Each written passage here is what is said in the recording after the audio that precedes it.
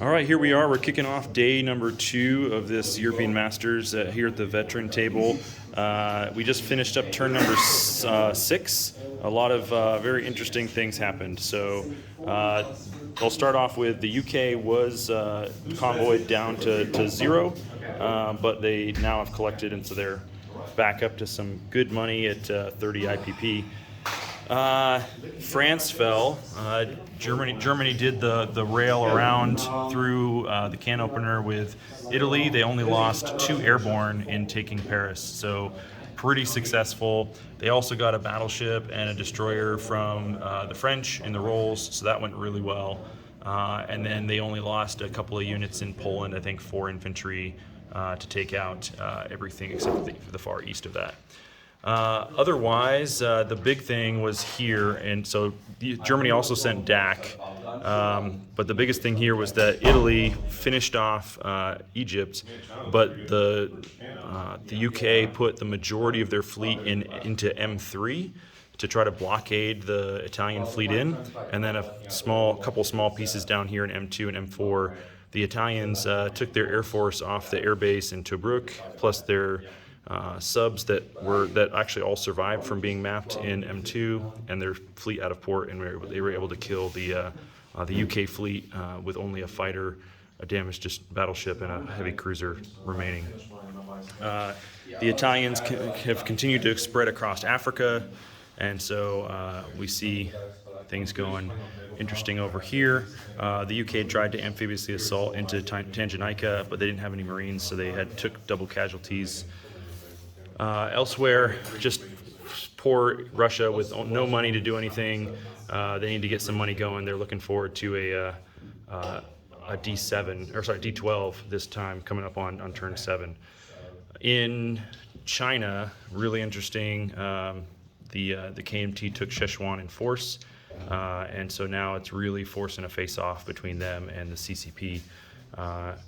The Japanese, they took their carriers all the way down here to P61, where they can get on a surprise attack to either Sydney or Calcutta, but the Japanese, which is me, was knuckleheaded and put their transports over here on Marshall Islands. They were supposed to go on Caroline Islands. I forgot that it's only a minor port at Marshall and the major's at Caroline, so they can't actually get down to Calcutta this turn, so stupid me. We'll see if that hurts me in the long run. So then if we go over to the tech board, did I miss anything else that was major that happened? No. Tech is still only on stage 2. The Germans continue to hit 1 tech per turn. That's it. Whereas I think the Americans went 2 for their 7 or 6 or 7 that they rolled for. And yeah, so turn 7 we're about to start, where we can go into stage 3. And only a few folks, actually. Tech's not really great this game except for the Commonwealth. So we'll see what turn 7 holds. Cheers. All right, here we are. This is the end of turn number 7. We're about to start turn 8 of this veteran table here at the European Masters. A lot happening in this last turn. So the UK decided to try to come. Well, actually, let's go with the Germans first. So the Germans went and did a little bit of a sea lion.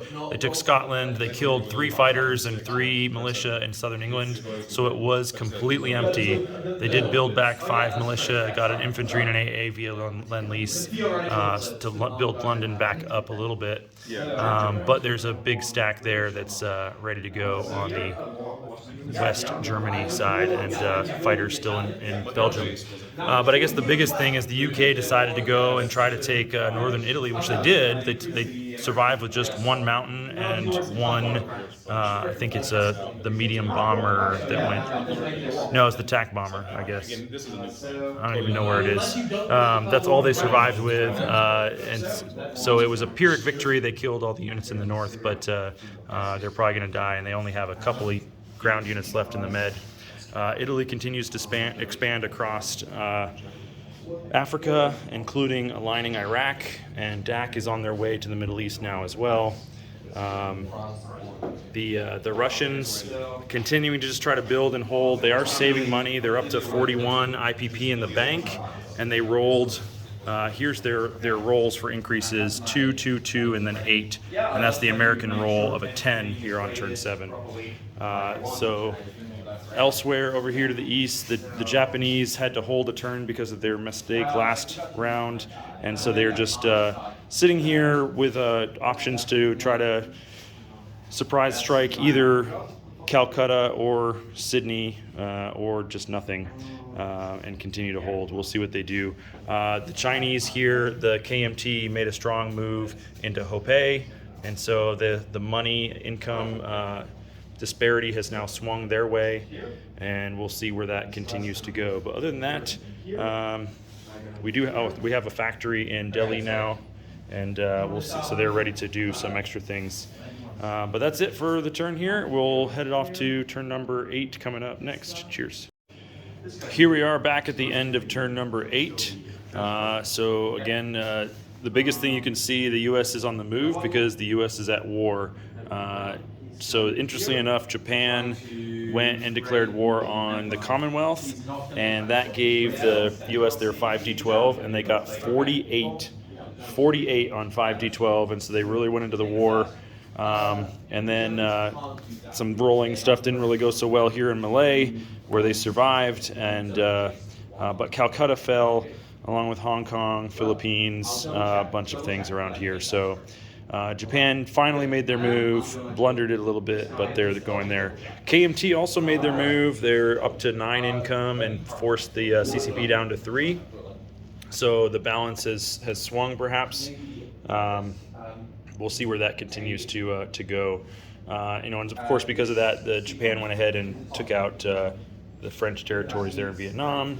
Italy is continuing their long, slow march south, moving on and on towards Cape Town.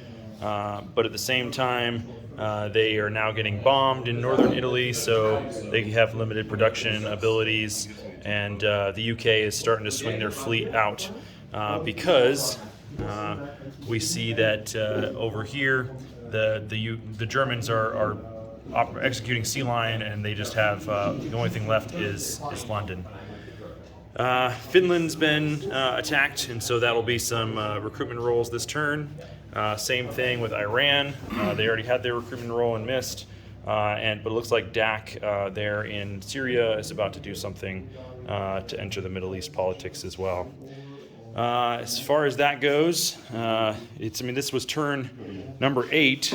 So the first turn that technology could have been finished, and nobody has any tech finished yet. The tech dice have just not been real great too. It slowed down for the Allies a little bit too. Actually, no, not so much. They got 4 out of 6 hits this last turn. But yeah, we just can't seem to break through. On the cusp with mechs and heavy armor, one more stage to go for the Germans. As far as money goes, so Germany's sitting at about, what is that? They're at 65. Russia's been saving, and they're up to 61. Japan finally is closing in on 30 IPP. They're not doing so well. They've got to get moving real fast. And the U.S., of course, all the way up to full income with 73 IPP to spend. So we'll see where it goes here as we enter turn number 9. Cheers. All right, we just finished up turn number 10, and things are really getting spicy. So all these fleets right here are bearing down on the UK and the Germans that are there. So that doesn't look very good, with a lot more transports and units all still to come. Over here in the Med, still the Brits holding off right there on the edge of Italy, and continuing to bomb the factory there. The Russians just declared war on the Germans, and so they are actually lining out their big buy. I think they've got like close to 90 IPP to be able to spend. 94 IPP to be able to spend. But the Italians are continuing to march south and closing in on Cape Town. I think the UK bank is only 11 IPP now, 4 for FEC and 6 for ANZAC. So that's helping. Over here in the east, the Japanese cleaned up the rest of FEC, everything except for central India. and went ahead and taking New Guinea, some other places over here. But other than that, I guess the other big development is that KMT has pushed the CCP way off the coast, and they own a lot now. So I think they are closing in on their 13 IPP that they need to be a major. So we'll see if they get to that here on this next turn number 10. Very, very quiet on the Pacific for the Americans. And other than that, it's interesting to note that it is turn number 10, or we're about to start turn number 10. And not a single nation has completed a tech. A lot of nations on the cusp, but nothing making it through. So we will see what turn number 10 provides. Cheers. All right, we're at the end of turn number 10, and let's see. The U.S. is building up and now taking back British homeland territory, so a lot of stuff going in there. I think they've got 10 units in Scotland now, and another 6 more coming up behind it, and another 4 more behind that. So big fleet. They just dropped down in A-23. The Russians killed a couple of German tanks in western Ukraine, but they were beat up a little bit in Finland, but not too bad. They're doing just fine. They did sink the German fleet in A-13 though, so the German fleet will no longer be a problem for the Allies. We'll see if that pays off for them. A little bit of a stalemate in South Africa between the Italians and the French and British. Not really going anywhere. We've got the FEC stack is moving west, headed towards Iran, so that's probably going to be problematic for someone, most likely me. And then we've got the Russians put down their big buy, so they've got units all over the map now. Here in China, Japan finally went into China, and they were able to clean up a couple of coastal territories, but they missed on Shantung, which opened the door for the KMT to attempt to evolve, but they didn't quite make it. They ended up retreating, I think, in all 3 attacks that they made. But Japan also, when they went into China, went into eastern Russia. Mostly okay, but Primorsky Krai, they got diced a little bit and lost like 4 units to 2 and ended up retreating. 4 units to 3 and ended up retreating 2 units. So it was 6 on 3 and just didn't go well. Elsewhere, Kwangtung was where the big Japanese stack is right now. And then just some raiding and some other stuff in here. Nothing really major, but I also want to point out, so this was the end of turn number 10, and so far, not a single German tech that's been finished. Japan finally finished 1 large ship construction. U.S. finished 3 of them: improved factories, improved construction, and large ship. And it's just awful. I think I've been sitting on 3 for heavy armor for like 4 or 5 turns. But it is what it is. We'll just keep going and see where things go. We'll see you back at the end of turn number 11. All right, this is the end of turn number 11. We're about to start turn number 12, and things are looking pretty dicey for the Axis, at least on one side anyways. So the Americans keep on building a massive amount of things, and we got planes, we got transports full of tanks, all sorts of stuff coming after us. We got more transports and units that are now working their way down England, and I'd say those forces in London are probably in some dire straits. We do have a giant Luftwaffe of 7 fighters, which is great. For now, we still have Paris and Berlin, but being closed in on both sides, and then also the Republicans just absolutely diced the nationalists there was an attack by the nationalists. It just went awful, and then a counterattack by the Republicans, and it once again went awful for the nationalists. And so the Spanish Civil War was over on turn 11, and they are now getting an international division.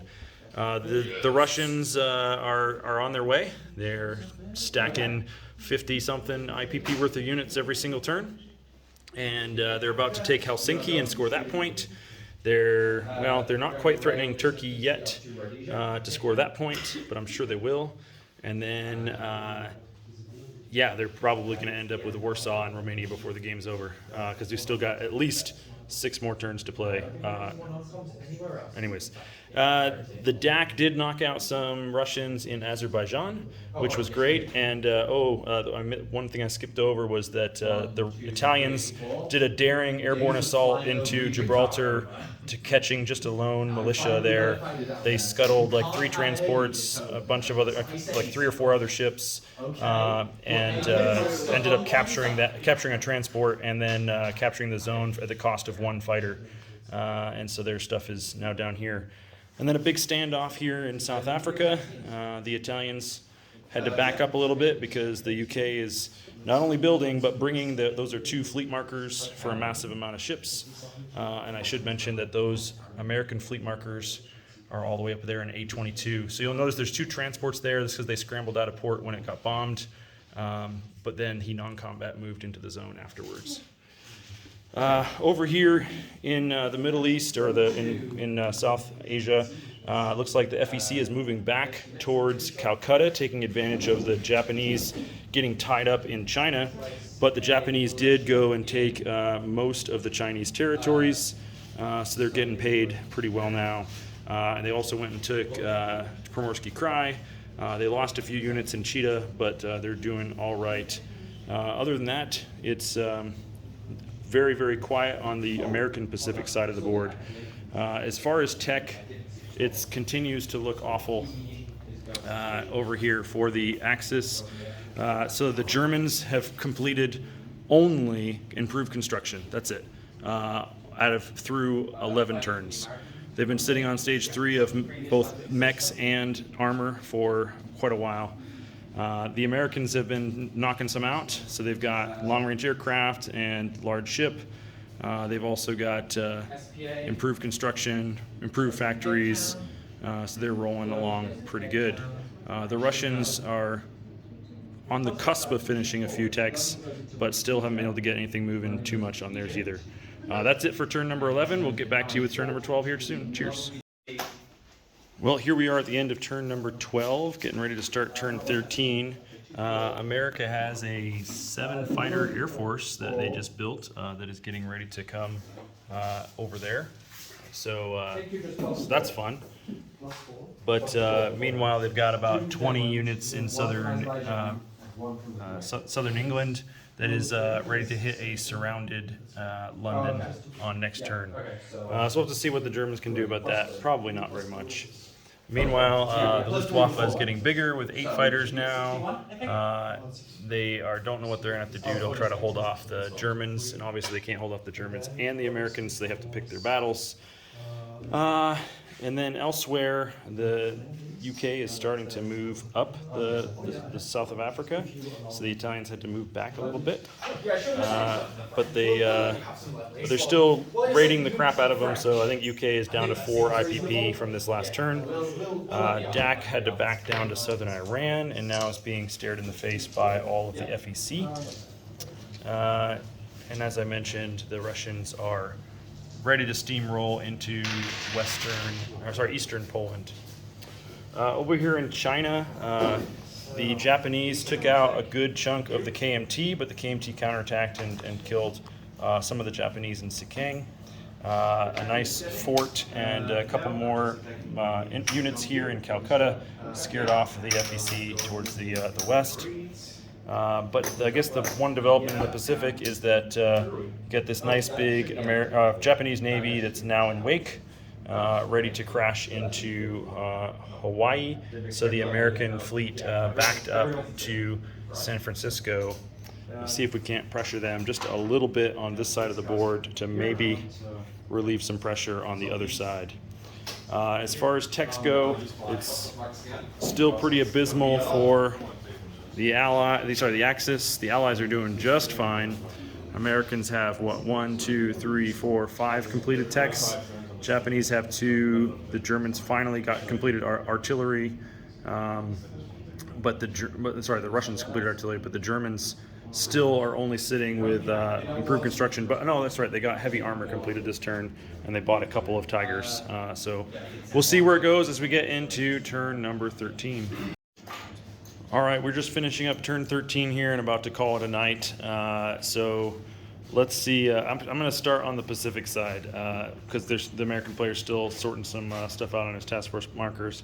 So the Americans responded by building 12 submarines and a heavy cruiser because they've got this Japanese fleet breathing down their necks of what's going to happen next. And as we go around the horn, it looks they got their Pacific buffer zone or whatever it's called expansion now taken. So fortification in Hawaii this turn. Over here, they've got a standoff with the Russians for Japan. But the big news is that Japan took out what was left of KMT in Yunnan. There was 2 units left in Sakang, and they suicided themselves into Singhai. So it's basically going to give a victory point to the Russians for that. They also FEC has now moved hard into southern Iran, and there's still the fleet for the UK here off of East Africa. There was an attack by the Commonwealth into Tanganyika. It didn't go very well, but there's not a lot of units left there now, so we'll see where that goes next. South Africa still under a little bit of duress because the UK was convoyed down to, I don't know how much they were down to because there's no money on their thing, but it wasn't very much. Italy is doing a lot of that convoy duty with 7 subs in the Med, 2 off of West Africa, and so they're putting a hurt on the Commonwealth. Both Japan and Italy are now lend-leasing fighters to Germany, so Germany can try to hold on. They've got this big stack right here is in Slovakia. And then just a few other small things. There's really not that big of a stack against the Russians here. They're going to be coming. You can see Kyiv has got a lot. But we are putting down heavy armor, putting down infantry, trying to see what we can do. And that's London stacked with 8 fighters and about 25 of their other best friends. But that's Southern England stacked with 15 fighters from the US. And about 30 of their friends. So, I don't know, there's a fortification in London. There is still the air base and the port are undamaged right now, but there's also a medium and a strategic bomber on that task force marker. So it's going to be a coming. These are the fleets right here that are up off of Scotland as well. So we'll see what happens on turn number 14 as things continue to spice up. The last thing to say is about tech. Tech is just god awful. America didn't roll tech yet. Germany still can't seem to get anything except for improved construction and heavy tanks. Japan has pumped out a couple of their large ships already, and now has improved construction, which is great, and they're working on factories. Other than that, Russia is finally starting to hit some stuff. They got their factories with their T-34s pumping out. They've got their Katushkas and their advanced artillery pumping out. I think they bought, 9 advanced artillery on their very first turn of them. So that's going to come and hurt later. And now they got Strat rockets, so they're going to make those hurt as well. But they didn't buy any? Not yet. Okay. No money for that. We'll see. No money for it. We'll see what comes up. And we keep, this actually was another 5 off of the Americans, so the rating has been going pretty well actually by the Axis. So we'll call it a night, and we'll see how tomorrow things go as we head into turn number 14. Cheers. So, wir beenden jetzt den Tag mit dem Ende des Zug 13. Jetzt fange ich mal auf der anderen Seite der Karte an, weil hier passiert endlich mal was auf Seiten der Amerikaner. Sie haben 12 U-Boote gebaut. Warum? Weil der Japaner einfach weitergewandert ist und hat jetzt Hawaii eingenommen ohne wirkliche Gegenwehr. Also muss er doch langsam mal reagieren. Hat jetzt aufgrund dessen, weil er alle Inseln bekommen hat, die für ein strategisches Ziel notwendig waren, hat er auch kostenlos eine Fortification bekommen. So, hier geht es gut voran. Dann China. China wurde KMT, vorletzte Zone wurde angegriffen, beziehungsweise Xikang wurde angegriffen. Der Kampf wurde zwar gewonnen, aber dann haben die KMT-Chinesen, die kommunistischen Chinesen, den Freitod gewählt, wurden erschossen, standesrechtlich, sodass die KMT keine Einheit mehr haben. Und wenn ich jetzt nächste Runde Xikang einnehme, habe ich einen Siegpunkt erreicht. Hier unten ist relativ leer, aber hier oben füllt sich langsam mit meiner Meinung nach zu vielen Einheiten.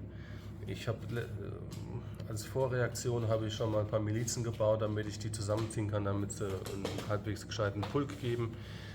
Ja, wir werden sehen, was passiert. Hier unten Indien, Kalkutta ist voll. Er hat sich noch nicht rausbewegt, was mich so ein bisschen wundert. Und die Facts sind rübergelaufen nach Südiran. Genau. Und das heißt, Deutschland ist ja als erstes dran. Mal schauen, was das Deutsche Afrika-Korps versuchen wird zu reißen. Kleines Problem ist, dass ich hier, also für STAC zumindest, nicht für mich, ist, dass hier 4 Advanced Artilleries stehen und ein paar weitere Einheiten, sodass ich mit den Advanced Artilleries auch Attrition Attacks, also in die Nachbarzone reinschießen kann, falls er sich nicht wegbewegen würde. Oder ich kann auch einfach angreifen gehen.